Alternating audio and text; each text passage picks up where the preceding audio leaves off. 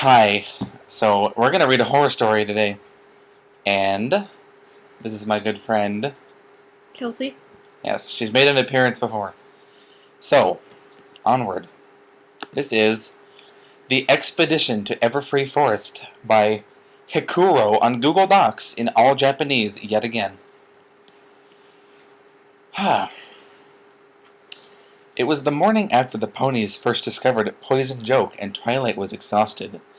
As she slowly crawled out of bed to get ready for the day, she picked a glance at the clock. "Oh my gosh, it's 10:30?" Twilight screamed as she never slept in a day of her life. She had good reason to sleep in, though. Pinkie Pie was so happy to be able to talk after the ponies swim in the liquid cure yesterday. She threw a party for Zakora so other ponies could get to know her, and so Ponyville would befriend her as one of their own. All of this yelling caused Spike to turn over in his bed and groan. Was the matter Spike or Twilight? "What's the matter?" he asked as he let out a yawn. Twilight was brushing her hair in the mirror as Spike approached. "I realized something last night as I was getting ready for bed. Poison Joke is just one of the many plants that exist in the Everfree Forest. It made me wonder what potential the other plants in the forest have. If one plant has a bad effect, maybe one of the plants might have a good effect." She walked over to the window and opened it to let the sun shine in. "Long story short, I'm going on an expedition into the Everfree Forest to inspect this wildlife." Spike's eyes opened in shock upon hearing this. But Twilight, the forest is dangerous. Did you forget our encounter with the Ursa Minor from the forest? Not to mention the scary manicore that looked as like it was going to eat all of us. "I know the forest is dangerous, Spike, but think of all the good that might come from my expedition," Twilight said with confidence in her eyes. But Twilight... "No buts, Spike," Twilight interrupted abruptly. "I'm going to the forest, and that's final." Having her bags ready, she trotted out of the house and started walking down the trail. She didn't even get a few paces out when suddenly Spike yelled, Twilight! Twilight stopped dead in her tracks and sighed. "Yes, Spike?"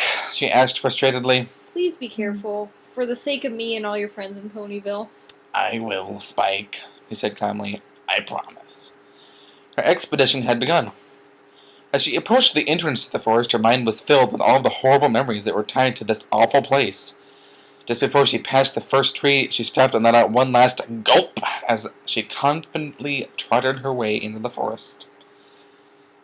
The first plant she noticed was a pretty-looking orange flower with what seemed to be yellow spots on it. It was the only flower in the whole lot of Poison Joke flowers, and possibly the only flower in the entire forest as she could tell. She carefully managed to clear a path through the Poison Joke and finally reached the flower. The spots were a lot more noticeable on the flower up close, and it stood taller than the surrounding Poison Joke. As she was staring at the flower up close with a magnifying glass, the flower shot a pollen into Twilight's face. At first, Twilight freaked out at this, remembering the consequences of the Poison Joke, but as she began to calm down, she noticed the gas was causing no damage. Her face wasn't burning, and her eyes weren't boiling out of her head. Once Twilight had calmed down, she uprooted the flower out of the ground using her magic and a simple gardening trowel. She was beginning to head out of the forest to investigate the flower at her house, but suddenly she felt strange. This is when the panic started to kick in, causing Twilight to become very nervous.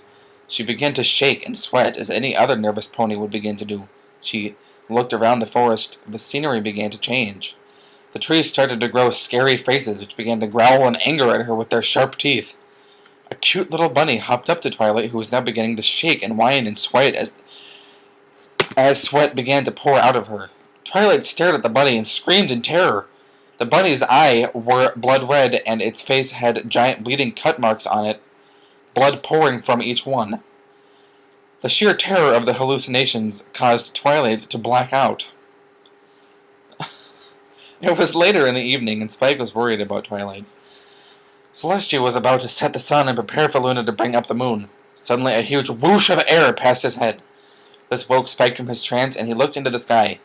The whoosh that startled him was none other than Rainbow Dash, who was doing a little evening practice.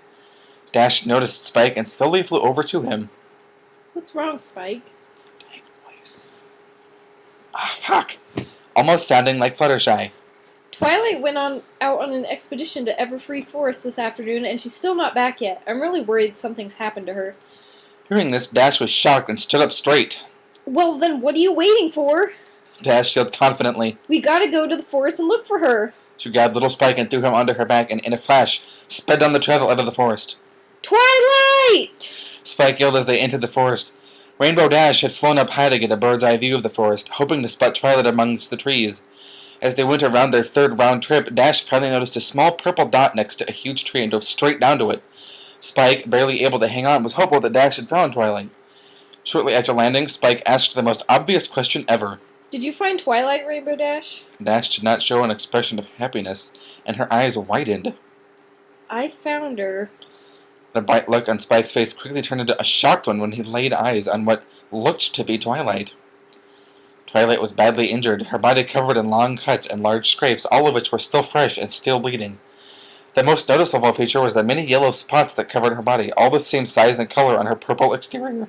We have to bring her to Zecora's place. Rainbow Dash yelled before grabbing Twilight by the back of the neck, dragging her tattered, bloodied, and horrific-looking corpse towards Zecora's house, which was luckily close by. Zecora, who seemed at peace making her newest brew in the timely black cauldron, was quite surprised when Rainbow Dash burst through the door in a rush. Zecora, please help Twilight! She yelled loudly as she crashed into a shelf of books on the other wall of the house. Zecora approached Twilight quickly, but suddenly stopped and shrieked in terror when she noticed the spots on Twilight's body. These spots are the mark of the accursed sunset ivy and are one of the worst poisons any living creature can receive, she said with a shocked and sad look on her face. Dash and Spike looked in sheer terror as Zecora went to a locked chest, which she opened with a key found underneath it. Out of the chest, she pulled a huge scimitar and approached Twilight with it in her mouth. The only cure for this disease is death, she yelled as she attempted to swing the scimitar at Twilight. Luckily, Rainbow Dash had whooshed in and tackled Zecora, which caused her to fly back along with the scimitar. The moment seemed too quick, and when Rainbow Dash came to her senses, her eyes opened and wide as they had never opened. Tears flooded her eyes as she saw the scimitar embedded in Zecora's chest. Zecora, who was breathing her last few moments, said in her last quiet words, "You have to kill her, or she will." Her eyes closed and her head falls down. She was gone, lifeless as she fell over onto her side, blood flowing in a stream across the floor. Before Rainbow Dash could realize what she has done, Spike suddenly yelled, "Look out, Rainbow Dash!" as Twilight tackled her and took a huge bite out of Dash's back. Dash yelled out in pain and flew forward, causing Twilight to fall off of her. Twilight groaned and yelled, for she was no long Twilight, but a mindless shell of Twilight, out to kill anything she laid eyes on. Twilight had noticed the dagger and pulled it out of Zecora's corpse with her mouth. She began to slowly approach Spike, who was completely paralyzed in fear from all of the events. Rainbow Dash had gotten up from another crash at the same bookshelf when she noticed Twilight about to do her evil deed. She dashed at Twilight so fast they crashed through the wall of the house, leaving a giant hole in its place. Looking at Twilight, Rainbow Dash began to tear up as Twilight hissed and screeched at her with her pure white eyes. She was no longer Twilight, but a mindless killer that wanted to feast on her for dinner. The thought of Zecora's last words raced through her head. "The only cure is death. You have to kill her." Seeing the scimitar on the ground, Dash picked it up with her teeth. "No, I can't do it!" She screamed as she looked once more at Twilight's face, which was now wrinkled and pale. With tears in her eyes and no shame left in her, she finally thrust the scimitar into Twilight's throat. Not moving a muscle, Twilight's face began to turn back to normal. The spots away, along with the wrinkles in her eyes, began to look like her old eyes. Tears flooded Twilight's eyes as she muttered her last simple sentence in her regular, caring voice. "Rainbow Dash, what have you done?" Her eyes were glowing as tears began to form. "Why?" was her last word as her face paled up as she collapsed on the ground. This shattered Rainbow Dash, causing pools of tears to run down her eyes and for her to collapse onto the ground right next to her. She slowly moved next to the dead mirror and looked at her face one last time. Spike was on his knees, crying like the poor baby dragon he was. Rainbow Dash, who at this point was as pale as a ghost, muttered some words. "Twilight, I'm so sorry," as she huddled next to her, trembling on the cold, wet ground. End. Alright, so I feel pretty motivated. I'm a lot happier than I was when I first started on that. Yeah. So, as far as the story goes, meh. I mean, they were more in character than the last one, I guess. But, their eyes, looked at them with their eyes,